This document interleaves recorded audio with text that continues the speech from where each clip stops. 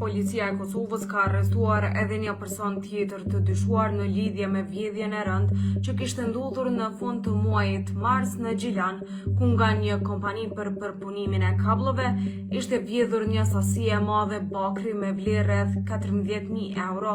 Sipas hetimeve, rasti dyshohet se është kryer nga një grup i organizuar, i cili gjatë natës kishte depërtuar me forcë në objekt dhe kishte marrë rreth 1 ton tel bakri.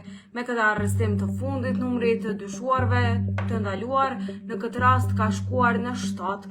Më herët në muajin maj, policia kishte arrestuar edhe 6 persona të tjerë të dyshuar për përfshirje në të njëjtin rast.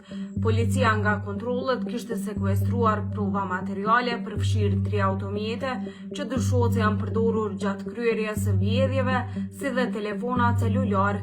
I dyshuari i fundit është intervistuar dhe ndaj tij është caktuar masa e ndalimit prej 48 orësh, ndërsa hetimet për zbardhjen e plotë të rastit dhe rolit të secilit prej tyre po vazhdojnë. Policia gjithashtu po punon edhe në drejtimin të dyshimeve se ky grup mund të jetë i përfshirë edhe në raste të tjera të ngjashme.